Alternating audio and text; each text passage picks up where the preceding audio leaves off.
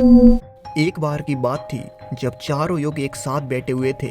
चारों युग यानी कि सतयुग, त्रेता युग, द्वापर युग और कलयुग। इस तरह बात करते करते इन चारों युगों के बीच में सर्वश्रेष्ठ होने की बात छिड़ गई। तब सतयुग कहता है कि मैं तुम सभी में सबसे बड़ा और सबसे शक्तिशाली हूँ, इसीलिए मैं ही सबसे सर्वश्रेष्ठ हूँ। ये बात सुनकर त्रेता युग कहता है कि भले ही तुम सबसे बड़े हो सकते हो, लेकिन सर्वश्रेष्ठ नहीं। सर्वश्रेष्ठ तो मैं ही हूँ।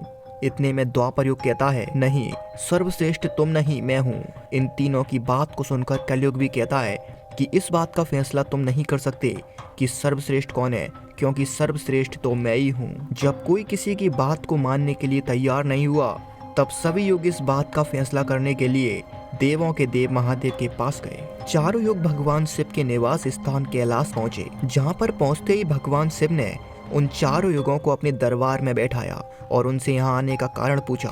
तब सभी युगों ने बताया कि हे भगवान शिव, हम चारों के बीच में ये विवाद छिड़ गया है कि हम में से सर्वश्रेष्ठ कौन है। इसीलिए हे प्रभु, अब आप ही इसका निर्णय करो कि कौन है सर्वश्रेष्ठ। उन सभी की इस बात को सुनकर भगवान सतयुग से पूछते हैं कि सतयुग, तुम बताओ कि आखिर तुम सबसे सर्वश्रेष्ठ कैसे हो। तब सतयुग कहता है कि भगवान, मेरे युग में जितने भी लोग हैं उनमें से ज्यादातर लोग इच्छा मृत्यु से परम धाम को जाते हैं। लेकिन इतने में कलयुग बोल उठता है कि भगवान शिव, उम्र से तो कोई बड़ा नहीं हो सकता, क्योंकि इंसान अपने गुणों से बड़ा होता है। कलयुग की ये बात सुनकर भगवान शिव कहते हैं, कलयुग, तुमने बिल्कुल सही कहा, तुम इस तरह सर्वश्रेष्ठ नहीं हो सकते। इतने में सतयुग बोल उठता है कि हे भगवान, मेरे युग के लोग इतने बलशाली हो सकते हैं कि उन्हें मारने के लिए स्वयं श्री हरि विष्णु को अवतार लेना पड़ता है। देखिए, फिर नरसिंह अवतार हुआ, वराह अवतार हुआ, या फिर मत्स्य अवतार ही क्यों ना हो। सतयुग की ऐसी बात सुनकर तुरंत ही त्रेता युग बोलता है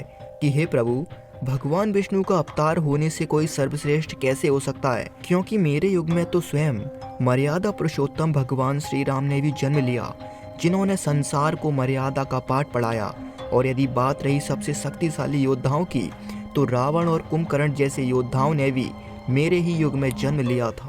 इसीलिए प्रभु, इस तरह से सतयुग सर्वश्रेष्ठ नहीं हो सकता। इन दोनों की बात सुनकर इतने में द्वापर युग कहता है कि हे प्रभु, ऐसे कैसे ये दोनों सर्वश्रेष्ठ हो सकते हैं। मेरे युग में तो स्वयं भगवान कृष्ण ने जन्म लिया, जिनका अवतार 16 कलाओं से पूर्ण अवतार था। भगवान कृष्ण ने मेरे युग में जो अपना विराट रूप दिखाया, ऐसा विराट रूप तो स्वयं भगवान विष्णु भी नहीं दिखा सकते। और अगर बात रही शक्तिशाली योद्धाओं की, तो मेरे युग में जरासंध, भीम, भीष्म पितामह जैसे शक्तिशाली योद्धा भी मौजूद थे। तो इस तरह तो सबसे सर्वश्रेष्ठ मैं ही हुआ।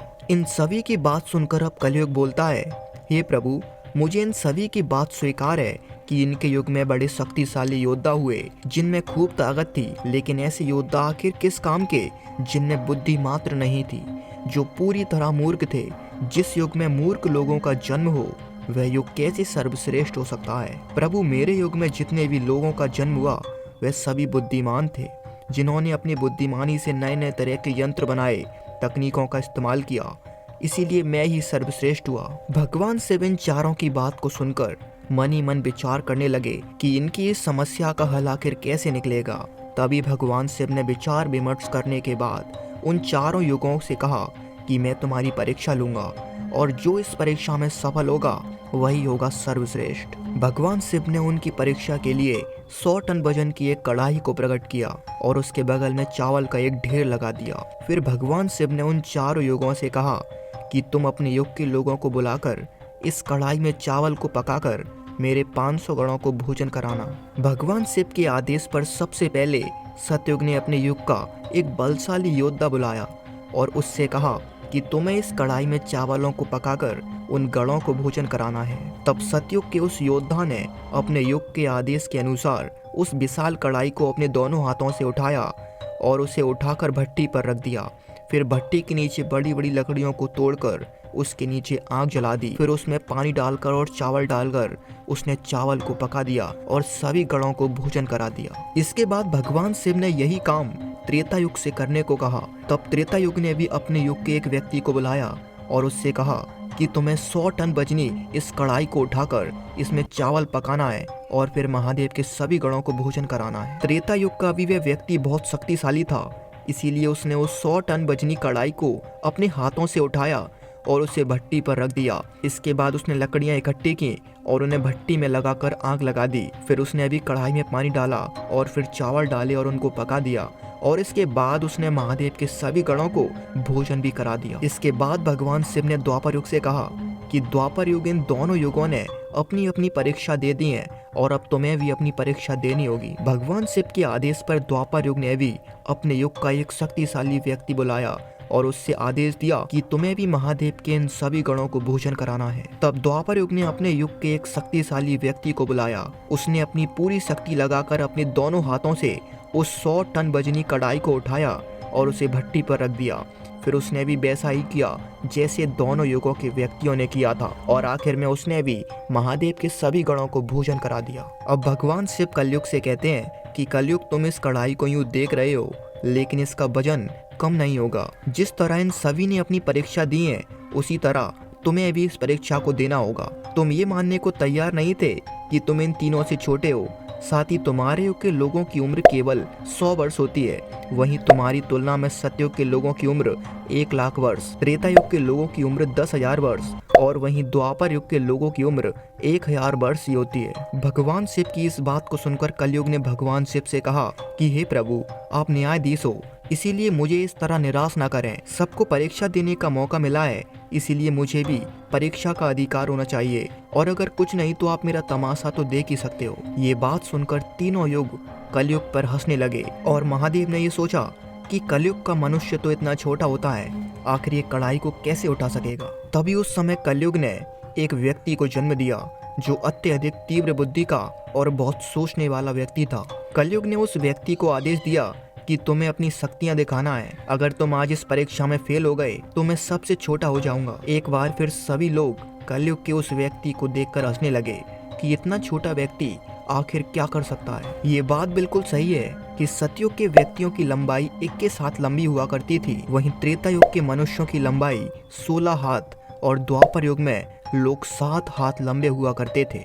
लेकिन आज कलयुग में जितने भी लोग हैं वह केवल 3 हाथ लंबे होते हैं। कलयुग के उस व्यक्ति ने अपना काम करना शुरू किया। उसने देखा कि कढ़ाई तो उससे बहुत भारी थी, इसीलिए उसने कलयुग के यंत्रों की सहायता से उस कढ़ाई के आसपास एक विशाल गड्ढा खोदकर उसमें भट्टी बना दी और उस भट्टी में लकड़ियां डालकर आग लगा दी। फिर उसने कढ़ाई में पानी डाला और चावल डाले और धीरे धीरे देखते ही देखते चावल पक गए। चावल पक जाने के बाद कलयुग के उस व्यक्ति ने बड़ी ही चतुराई से महादेव के सभी गणों को एक पंक्ति में बैठा दिया और उन सभी गणों में से 4 शक्तिशाली गणों को उठाकर उनसे कहा कि आप मेरी सभी लोगों को भोजन परोसने में सहायता करें। और इस तरह 4 शक्तिशाली गणों का इस्तेमाल करके कलयुग के उस व्यक्ति ने महादेव के सभी गणों को भोजन करवा दिया और उन 4 गणों को भी भोजन परोसा और उन्होंने भी पेट भर भोजन कर लिया। इसके बाद कलयुग का व्यक्ति अपने राजा कलयुग के पास आता है और उनसे कहता है कि मैंने आपका कहा आदेश का पालन कर दिया। यह देखकर वे तीनों युग आश्चर्यचकित हो गए कि किस तरह कलयुग के उस व्यक्ति ने सारा काम उन गणों की सहायता से ही करवा दिया और खुद एक जगह पर खड़ा रहा। अब कलयुग ने आकर भगवान शिव से कहा कि हे प्रभु, अब आप ये निर्णय कीजिए कि हम में से सर्वश्रेष्ठ कौन है। तब भगवान शिव ने कहा, जब सतयुग के व्यक्ति ने परीक्षा दी तब उसने अपनी शक्ति की सहायता से उस कढ़ाई को उठाकर उसे भट्टी पर रखा और उसमें चावल बनाकर मेरे गणों को भोजन करा दिया। और यही काम त्रेता युग के व्यक्ति ने किया और बिल्कुल ऐसा ही द्वापर युग के व्यक्ति ने भी किया।